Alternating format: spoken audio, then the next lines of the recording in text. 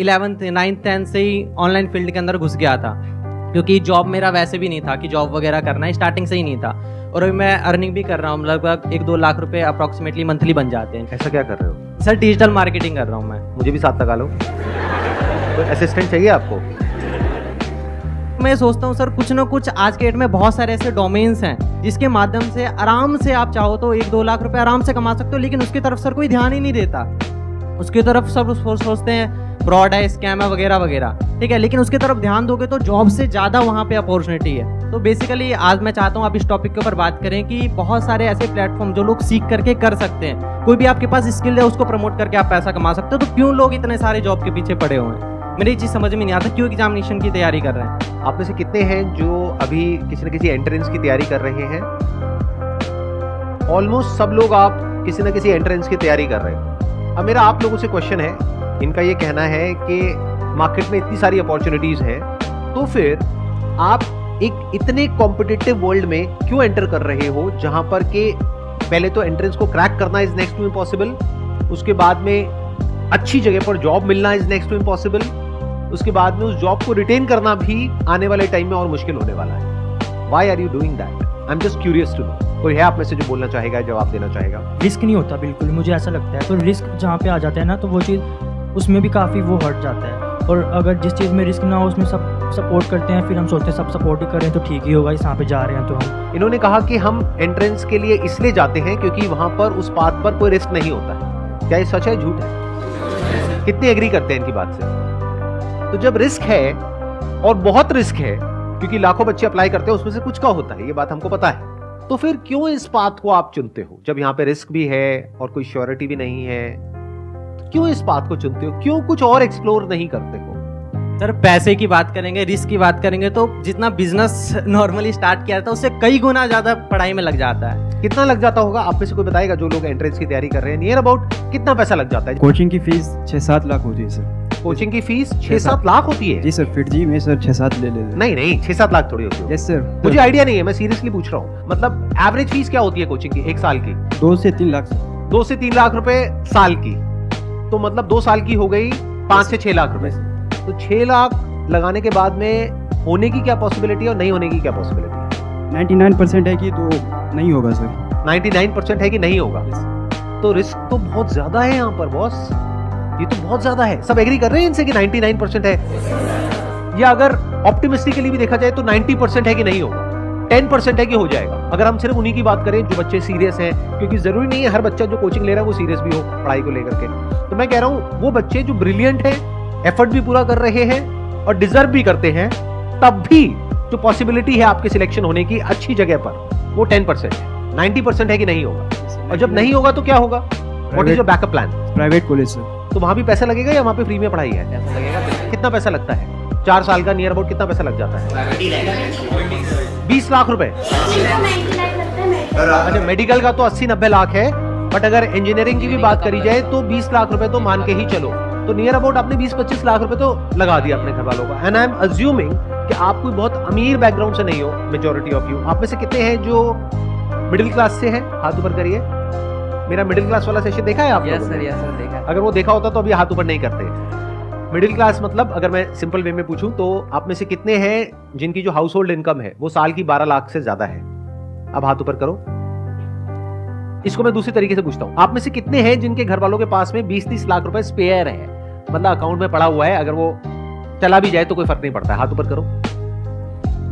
इसका मतलब आपको या तो लोन लेना पड़ेगा या फिर आपके घर वालों को लोन लेना पड़ेगा। ऐसे बहुत सारी रिसर्चेस हुई हैं जहां पे ये निकल करके आया है कि 50 से 60% जो इंजीनियरिंग कॉलेजेस से इंजीनियर्स निकलते हैं, दे आर अनएम्प्लॉयबल। मतलब उनकी इतनी स्किल ही नहीं होती कि उनको एम्प्लॉय किया जा सके, यानी कि उनको वो काम मिल ही नहीं सकता जिस फील्ड से उन्होंने पढ़ाई करी है।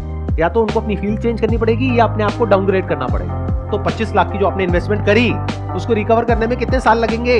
9 to 10 years। 25 लाख रुपए रिकवर करने के लिए 25 लाख रुपए जोड़ना पड़ेगा और जोड़ करके विद इंटरेस्ट उसको वापस करना पड़ेगा। इंटरेस्ट भी देना है क्या? इंटरेस्ट भी देना।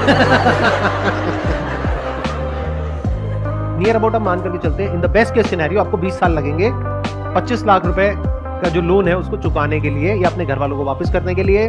मतलब 40 की एज तक जा करके तो आप वो पैसा वापस करोगे, तो रिस्क मेरे हिसाब से कम तो नहीं है। और ये सिनेरियो है कि अगर आपकी जॉब लग गई तो अनएम्प्लॉयमेंट रेट भी कम नहीं है हमारी कंट्री में। ये भी हो सकता है कि जॉब ना लगे, तो क्या करोगे? Simple genuine question. 25-30 लाख देने के लिए भी पेरेंट्स ही मोटिवेट करते हैं, उनकी ही जिद होती है कि हमें ये करना चाहिए। वही कहते हैं कि यूपीएससी निकालो, वही कहते हैं नीट निकालो, वही आईआईटी जाओ, यहाँ जाओ, वहाँ जाओ। उनकी ही जिद होती है और सोसाइटी की और रिलेटिव्स की जिद होती है कि हम चाहेंगे तो वो हम ही हैं करोड़ों में से एक। तो इट्स लाइक हमारी विश तब भी नहीं होती है। ये और ज्यादा गड़बड़ हो गई है। क्यों? क्योंकि अगर एक बार को ये होता कि आपके अंदर से होता कि मुझे ये क्रैक करना है, फिर आप किसी एंट्रेंस के लिए जाते तैयारी करने के लिए, तो फिर भी ये पॉसिबिलिटी होती जिसकी मैं बात कर रहा हूं। लेकिन आपके पेरेंट्स ने फोर्स करके या आपके ऊपर प्रेशर क्रिएट करके आपको भेज दिया है। अब पॉसिबिलिटी क्या है आपके क्रैक करने की? अब तो आपका मन ही नहीं है वो काम करने का, करना पड़ रहा है।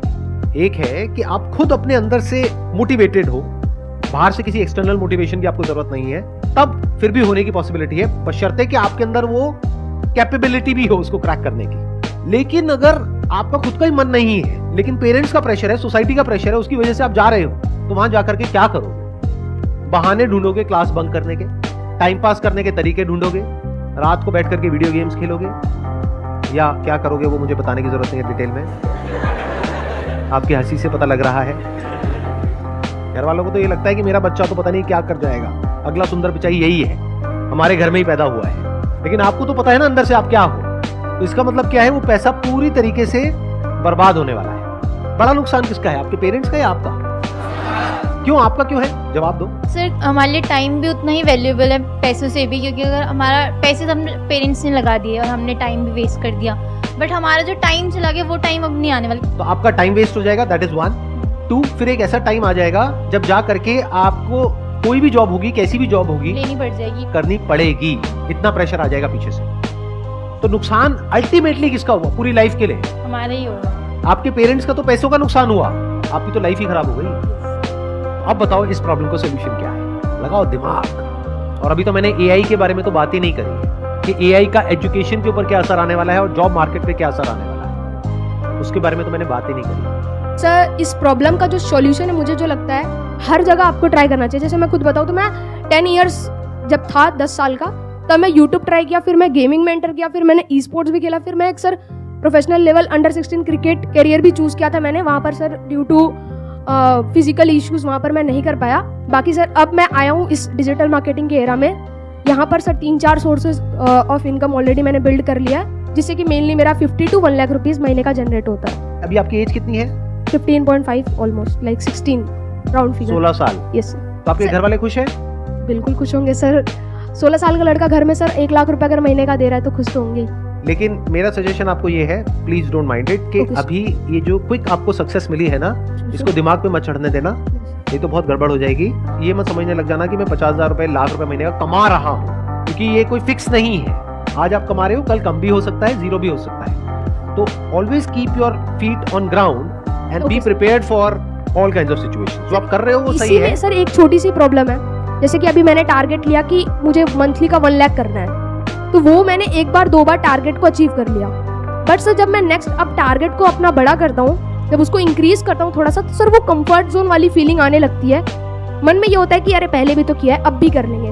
तो उस चीज को मैं कैसे टैकल कर सकता हूँ सर? आप कुछ ज्यादा ही अलग लेवल का क्वेश्चन पूछ रहे हो, यहाँ पे बाकी लोग उल्टी कर देंगे, उनके मुंह से झाग निकलने लग जाएगा। क्या बोल रहे हो आप? ये बेचारे अभी अपना पता नहीं कितने साल कितनी तैयारी करने वाले हैं, उसके बाद जाकर के कोई पैकेज लगने वाला है, और आप कह रहे हो कि सर लाख रुपए में मैं कंफर्ट जोन में चला जाता हूँ। सर कोई ऐसा रास्ता बताओ कि मैं ना 2 लाख रुपए अचीव कर जाऊँ। बस भाई बस, इतना लालच नहीं करते, बहुत है अभी इस एज के हिसाब से। आगे जैसे से एज बढ़ेगी अपने आप ही रास्ते खुलेंगे। Please have a seat. But ये बात मेरी हमेशा याद रखना, ये जो टेम्पररी सक्सेस है इसको दिमाग पे मत चढ़ने देना, गड़बड़ हो जाएगी। Sure sir. तो एक सोल्यूशन हमको दिखा यहाँ पर। अब ये सोल्यूशन कितना जेन्युइन है कितना नहीं है, I can't comment on that, क्योंकि मुझे नहीं पता कि एक्चुअल में कितना कमा रहे हैं कितना नहीं कमा रहे। बट मैं ये कह सकता हूँ with confidence and with my understanding of the digital world कि ये पॉसिबल तो है। इनके साथ ये हो रहा है नहीं हो रहा है, I am not sure, but ये पॉसिबल तो है।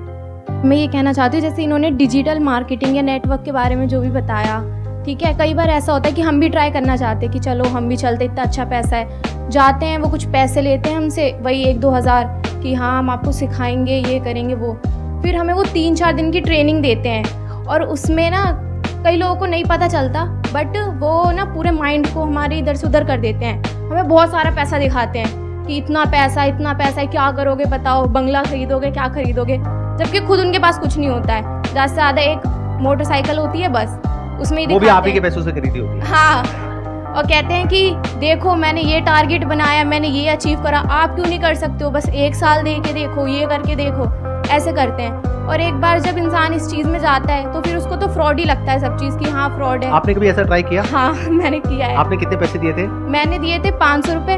उन्होंने बोला कि ट्रेनिंग होगी, सब वापस हो जाएगा अगर ये सब हुआ तो। मैंने कहा चलो सही है, कौन सा ज़्यादा ही लग रहे हैं। फिर उन्होंने 4th डे बताया कि आपको 50,000 की शॉपिंग करनी है, फिर आप एक लेवल पे आओगे, उसके बाद आपको लोगों को पकड़ने हैं। अब लोग कहाँ से पकड़े वो भी सिखा रहे हैं कि अपने दोस्तों को कांटेक्ट करो, इंस्टाग्राम पे लोगों को मैसेज करो। मैंने कहा लोगों को तो मैसेज करेंगे, अब कौन कैसा हमें क्या पता। फिर कहेंगे आप ऑटो से जाते हो, वहाँ पे हाय हेलो करो, उनसे रिलेशन बनाओ और उनको उसमें घुसाओ। ये जो इस तरह के कोर्सेज कराते हैं, डिजिटल मार्केटिंग, ऑनलाइन मार्केटिंग या ऑनलाइन पैसे कमाने के तरीके, उसमें से 100 में से 99 फ्रॉड है। इस बात को लिख करके रख लो। तो चैलेंज ये नहीं है कि पैसा कमाया जा सकता है या नहीं कमाया जा सकता है, चैलेंज ये है कि जेन्युइन कौन है और फ्रॉड कौन है। पहले तो एक बात को मेरी अच्छे से समझ लो कि जो आने वाले 10 साल हैं उसमें कुछ ऐसा होने वाला है जो पिछले 100 सालों में नहीं हुआ है। और जहां तक आपके जो पेरेंट्स हैं या फिर आपके रिलेटिव्स हैं या आप खुद हो, जहां तक नहीं देख पा रहे हो, एआई की दुनिया में कुछ ऐसा हो रहा है which is beyond your wildest imagination. Daily कुछ नया हो रहा है और इतनी तेजी से हो रहा है जिसकी कोई हद नहीं है। आने वाले टाइम में बहुत सारी जॉब्स जो आज की डेट में है वो फ्यूचर में नहीं रहेगी। इस बात को समझ लो अगर समझ सकते हो। अब मैं बताता हूं मैं फ्यूचर को किस तरीके से देख रहा हूं, या फिर अगर मैं आप लोगों की जगह हूं तो मैं क्या करूंगा। नंबर 1, मैं अपना टाइम वेस्ट नहीं करूंगा, क्योंकि ये जो टाइम है ना आप लोगों का, ये सबसे प्रेशियस है पूरी लाइफ में। अभी आपका दिमाग खुला हुआ है, आप कुछ भी नया बड़ी जल्दी सीख सकते हो। जैसे जैसे एज बढ़ेगी आपके लिए कुछ भी नया सीखना, या नया सीखना तो बहुत दूर की बात है, नए आइडियाज को एंटरटेन करना ही बहुत मुश्किल हो जाएगा। अगर मेरी बात समझ नहीं आ रही तो जाकर के अपने पेरेंट्स को देख लो, उनसे जाकर के किसी भी नई चीज के बारे में बात करो, वो एकदम से घबरा जाएंगे इन मेजॉरिटी ऑफ द केसेस, और वो कहेंगे नहीं नहीं ये सब बेकार होता है, बिना समझे। मैं ठीक कह रहा हूं गलत कह रहा हूं, कितने मेरी इस बात से एग्री कर रहे हैं? तो ये आपकी लाइफ का गोल्डन पीरियड है, डोंट वेस्ट इट। अगर आप ये सोच रहे हो कि पास में जैसा होता आया है कि मैं ये डिग्री लूंगा या लूंगी, उसके बाद में मेरी यहां पर जॉब लग जाएगी, उसके बाद में लाइफ सेट है, तो इस गलतफहमी से जितनी जल्दी हो सके बाहर आ जाओ। आने वाले टाइम में जो मीडियोक्रिटी है उसके लिए जगह नहीं बचने वाली है कॉर्पोरेट वर्ल्ड में। तो बहुत सारे लोगों की जॉब जाने वाली है। कौन होंगे वो लोग? जो मीडियोकर हैं इन द सेंस कि वो अपने आप को अपडेट नहीं कर रहे हैं टाइम के साथ साथ, कि 5-10 साल पहले बस कॉलेज से एक डिग्री ले ली है, अब जॉब लग गई है, अब वो कहते हैं लाइफ सेट है। ये जिनकी लाइफ सेट है ना, उनकी लाइफ ऐसी हिलने वाली है कि उन्हें खुद भी नहीं समझ आएगा कि हुआ क्या है। कितने मेरी इस बात को मानते हैं कि अगर आप अपने काम के लिए, जो भी आप काम कर रहे हैं, उसके लिए चैट जीपीटी सिर्फ एक टूल नहीं है, ऐसे और भी बहुत सारे टूल्स हैं। अगर उन टूल्स को आप यूज करते हैं तो अपनी जो प्रोडक्टिविटी है उसको बहुत बढ़ा सकते हैं। तो जब आप अपनी प्रोडक्टिविटी को बढ़ा सकते हो 10 गुना से, तो 10 लोगों का काम एक इंसान कर सकता है। तो अगर मेरी एक आईटी कंपनी है और वहां पर 1 लाख लोग काम करते हैं और वो काम 10,000 लोग कर सकते हैं, तो मैं बाकी 90,000 का क्या करूंगा? निकाल दूंगा। तो 90,000 लोगों का क्या होगा? या तो अपनी स्किल्स को उनको अपग्रेड करना पड़ेगा या अपनी लाइन को चेंज करना पड़ेगा। मैं कह रहा हूं, देखो मेरी इस बात को ना गांठ बांध लो, आने वाले टाइम में मीडियोक्रिटी नहीं चलने वाली है, मशीन्स का जमाना आने वाला है। और जिसको मशीन्स को यूज करना आता होगा उसका जो आउटपुट है वो और लोगों के कंपैरिजन में बहुत ज्यादा होगा, और वो इंसान कंपनीज के लिए, कॉर्पोरेट्स के लिए बहुत वैल्यूएबल होगा। अगर आप जॉब करते हैं तो, अगर बिजनेस करते हैं तब भी अगर आपको मशीन्स को यूज करना आता है तो आपके पास में एक एज होगा in comparison to your competitors. तो आप इसको अवॉइड नहीं कर सकते, इससे भाग नहीं सकते, ये तो सीखना ही पड़ेगा। तो अगर मैं आपकी जगह होऊंगा तो मैं क्या करूंगा? अपना टाइम वेस्ट नहीं करूंगा, नंबर 1। नंबर 2, अपने टाइम को कहां यूटिलाइज करूंगा? जो भी कुछ नया हो रहा है एआई की दुनिया में, वो सब कुछ सीखने के लिए वहां पर अपने आप को बिल्कुल अपडेटेड रखूंगा। डेली कुछ नया आ रहा है, नए नए अपडेट्स आ रहे हैं एग्जिस्टिंग जो एआई एप्लीकेशंस है उनमें, और डेली नई नई एप्स आ रही हैं। तो you need to be updated. आपको ऐसा बनना पड़ेगा कि अगर कोई भी नई टेक्नोलॉजी आ रही है, कुछ भी नया डिसरप्शन आ रहा है मार्केट के अंदर, आप फटाफट से उसको सीख जाओ और फटाफट से अपने आप को अडेप्ट कर लो उसके अकॉर्डिंग। जरूरत पड़े तो जब इंडस्ट्री पूरी की पूरी चेंज होगी तो आप अपने आप को बदल दो। अगर ये कर सकते हो, यानी कि अगर आप इन टूल्स को यूज करना जानते हो तो आप सर्वाइव करोगे फ्यूचर में। अगर नहीं जानते हो तो दिक्कत आने वाली है। तो अपनी जो स्पीड है सीखने की कि इस दुनिया में क्या क्या नया हो रहा है, दुनिया किस डायरेक्शन में जा रही है, वो सीखो। टाइम वेस्ट मत करो फालतू का कंटेंट देखने में, इधर उधर टाइम पास करने में। आप में से कोई ऐसा है जो ये बता सके टॉप 10 AI टूल्स के नाम? कोई है जो बता सकता है? You have no idea, no clue. तो ये आइदर और के चक्कर से बाहर निकल आओ कि सर हम पढ़ाई करें या बिजनेस करें। दोनों करना पड़ेगा। पढ़ाई इसलिए करनी पड़ेगी ताकि एक बेसिक क्वालिफिकेशन हो, तो आपके पास में एज आ जाएगा। कल को जॉब मार्केट में जाओगे तो एटलीस्ट कुछ तो हो दिखाने के लिए, अगर आपको जॉब ही करनी है तो। लेकिन साथ साथ में बिजनेस इसलिए करना पड़ेगा क्योंकि बिजनेस का मतलब क्या होता है? कुछ क्रिएट करना। तो यू नीड टू अंडरस्टैंड कि अगर आपके पास में कुछ भी नहीं है, यानी पैसा नहीं है, रिसोर्सेज नहीं है, कुछ नहीं है, और आपको बोल दिया जाए सर्वाइव करो, क्या कर सकते हो सर्वाइव? अगर कर सकते हो तो कह सकते हैं कि हाँ, अब आप अंदर से एक एंटरप्रेन्योर हो। अब चाहे जॉब करो चाहे बिजनेस करो, उससे फर्क नहीं पड़ता। आप एक क्रिएटर हो। And when I'm talking about creator, I'm not talking about YouTube creators. I'm saying someone who can solve a problem or make lives better of other people in some way, जिसके लिए वो लोग पैसा देने को तैयार हो जाए, उसको एक क्रिएटर बोलते हैं। फॉर एग्जाम्पल, अगर मैं अभी आपकी एज में हूं, यानी मेरी एज है मान लो 18 साल, अब मेरे आगे एक चैलेंज है, मैं क्या करूं? जॉब की भी तैयारी करनी है, तो क्या उसको छोड़ दूं? अब वो मेरी अपनी कॉल है कि मैं छोड़ूंगा या करूंगा, बट मैं आपको रिकमेंड नहीं कर रहा छोड़ने के लिए, नंबर 1। बट एक बात पक्की है कि मैं साथ साथ में कुछ ना कुछ तो और करूंगा। ऐसा नहीं कि पूरी तरह से उस पर डिपेंड होगा। जो एजुकेशन की पूरी जो डेफिनेशन है वो चेंज होने वाली आने वाले टाइम में। एजुकेशन मतलब क्या कि कुछ आपने सीख लिया है, अपने माइंड के अंदर भर दिया है और कुछ कर रहे हो। आने वाले टाइम में वो सब कुछ ऑटोमेटिकली हो सकता है। तो ये एक बहुत बड़ा क्वेश्चन मार्क है कि कौन वो लोग होंगे जो बचेंगे आने वाले टाइम में और कौन वो लोग हैं जो नहीं बचेंगे।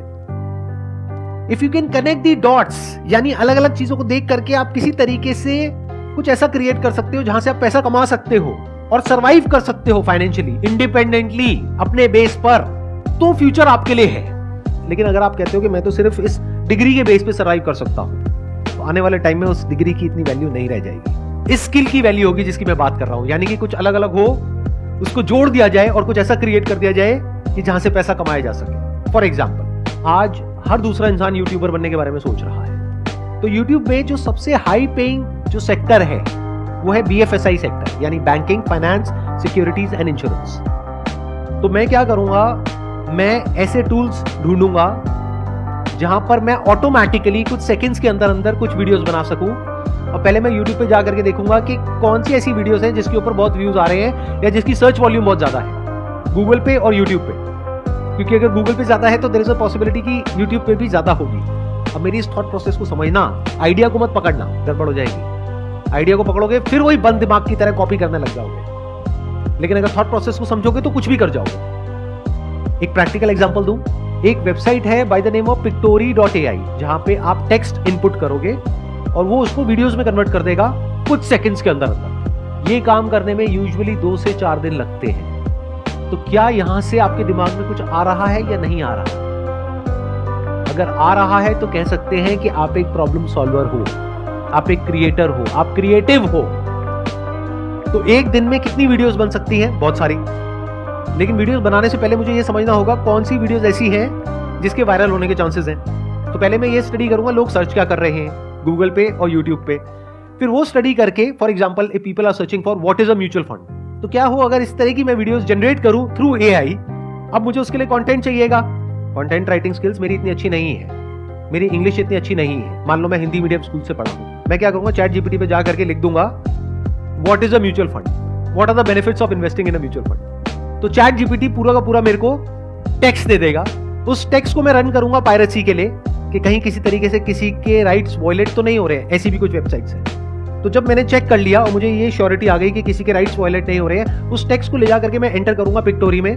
वो एक पूरी की पूरी वीडियो जनरेट कर देगा कुछ सेकंड्स के अंदर, जिसको मैं YouTube पे अपलोड कर सकता हूं। लेकिन YouTube अब क्या कर रहा है वो भी मैंने पढ़ा कि वो जो AI वॉइसेस हैं, जैसे ही YouTube पकड़ लेता है कि इसमें AI की वॉइस है, तो YouTube का एल्गोरिथम उसको या तो ब्लॉक कर देता है या इतना तेजी से प्रमोट नहीं करता है। तो मुझे इस प्रॉब्लम का भी सोल्यूशन निकालना है। तो मैं क्या करूंगा, YouTube म्यूजिक लाइब्रेरी में जा करके जो YouTube का कॉपीराइट फ्री म्यूजिक है वो निकाल करके उसके बैकग्राउंड में उसको लगा दूंगा। तो मैंने क्या किया, अलग अलग जगह से अलग अलग टूल्स को यूज करके कुछ ऐसा क्रिएट कर दिया जो बहुत ही कमाल का है और जिसकी मार्केट में नीड है। अब अगर मैं खुद बैठ करके वीडियोस बनाऊं तो पहले तो मुझे वो स्किल्स एक्वायर करने में कई महीने लगेंगे, कई साल लगेंगे। उसके बाद एक एक वीडियो को बना के डालने में 2-4 दिन, 5 दिन, 10 दिन लग जाएंगे। अब यहाँ पर एक दिन में मैं 10 वीडियोस जनरेट कर सकता हूँ, यानी YouTube पर मैं 10 अलग अलग चैनल्स ओपन कर सकता हूँ। और अगर मैं कंसिस्टेंटली इस काम को पार्ट टाइम बेसिस पे करता हूँ अगले 1 साल तक, ये नहीं कि 2-4-5 दिन किया, 10 दिन किया, रिजल्ट नहीं आया तो उसको छोड़ दिया। पढ़ाई लिखाई में ऐसे करते हो क्या कि कहीं गए किसी कॉलेज में 2-4 दिन को समझ नहीं आया, बेकार है, छोड़ दो, ऐसे नहीं करते ना। 4 साल पता है ना कि वहां पे लगाना है, तो इस काम में भी टाइम लगाना पड़ेगा। तो 1 साल तक अगर मैं डेली एक एक वीडियो अपलोड करता हूं अपने 10 चैनल्स पे, तो 1 साल में मैंने कितनी वीडियोस अपलोड कर दी, 365 × 10 यानी कि 3650 वीडियोस। उसको करने में टाइम कितना लगा, मैक्सिमम 1 से 2 घंटा डेली। इतना तो आप टाइम कहां खराब कर देते हो आपको खुद भी पता नहीं होगा। बट इस पूरी प्रोसेस में क्या होगा, या तो सक्सेस मिलेगी या नहीं मिलेगी। मिल गई तो बहुत बढ़िया है, तो ज्यादा खुश नहीं होना है, एक्साइटेड नहीं होना है कि अब मैं महीने का 50,000 कमा रहा हूं, लाख रुपए कमा रहा हूं। क्योंकि ये भी हो सकता है कल को YouTube एक नई पॉलिसी ले आए और कहे कि ये जो AI जनरेटेड वीडियोस है इसको हम डीमोनेटाइज कर देंगे, तो कहां गया आपका वो लाख रुपए महीना, गायब हो गया ना। तो एक्साइटेड नहीं होना, उस पैसे को जोड़ना है और उसको यूज करना है और मल्टीपल इनकम स्ट्रीम्स बिल्ड करने के लिए। ये आपका स्टार्टिंग पॉइंट है लेकिन एंड पॉइंट नहीं है। तो बेस्ट केस सिनेरियो क्या होगा कि यहां से पैसा आएगा तो उस पैसे को उड़ाना नहीं है, एक्साइटेड नहीं होना है, घर वालों को ये नहीं बोलना है कि अब मैं लाख रुपए महीने का कमा रहा हूं, मेरे को अब कुछ भी करने की जरूरत नहीं है। पैर जमीन पर रखने हैं, उस पैसे को जोड़ना है और दिमाग लगाना है कि उसमें रिस्क क्या है, कल को अगर ऐसा होता है तो क्या करोगे, वैसा होता है तो क्या करोगे, वो होता है तो क्या करोगे। फॉर एग्जाम्पल, अगर YouTube का एल्गोरिथम पकड़ लेता है AI जनरेटेड साउंड को, तो आप ऐसा भी कर सकते हो कि वीडियो वहां से बना ली, कंटेंट ChatGPT से मिल गया, पायरेसी चेक कहीं और से हो गया, कौन सी वीडियोस बनानी चाहिए कैसी नहीं वो आपने और जो सॉफ्टवेयर है वहां से पता कर लिया, सर्च वॉल्यूम किसका है किसका नहीं है। प्लस साउंड के लिए आपने क्या किया, 10 मिनट का एक ऑडियो सैंपल अपलोड करना होगा एक पर्टिकुलर सॉफ्टवेयर में, वो सीख जाएगा कि आपकी साउंड क्या है। तो अगर आपने ये कर लिया तो अब वो आपकी साउंड है, म्यूजिक YouTube का है, कंटेंट रॉयल्टी फ्री है। अब इन वीडियोस को कोई चैलेंज नहीं कर सकता। अगर इस तरह से सोच पा रहे हो तो फ्यूचर में आपके लिए जगह है। इसको एक्चुअल में स्किल्स बोलते हैं कि आपने कुछ ऐसी स्किल्स एक्वायर कर ली जो वैल्यूएबल है। हो सकता है आज इमीडिएटली नहीं है लेकिन फ्यूचर में आप कहीं जाओ और वो आपसे पूछे कि अच्छा आप में से कौन है जिसको ये काम आता है, आप कहोगे मुझे आता है, मुझे ये भी आता है, मुझे वो भी आता है। मतलब आने वाले टाइम में वो लोग सरवाइव करेंगे दुनिया में जो कुछ भी कर सकते हैं। जो सिर्फ एक काम कर सकता है वो पास्ट में रेलेवेंट थे, फ्यूचर में नहीं होंगे, क्योंकि वो एक काम आज नहीं तो कल मशीन कर लेगी, फिर आप क्या करोगे। लेकिन वो इंसान जो कुछ भी कर सकता है उसकी वैल्यू क्या होगी। आई होप आज के सेशन से आपको कुछ बेनिफिट हुआ है, कुछ नया समझ में आया है, कुछ नया सीखा है। Wish you all the very best. It was pleasure meeting you and pleasure talking to you all. Thank you so much.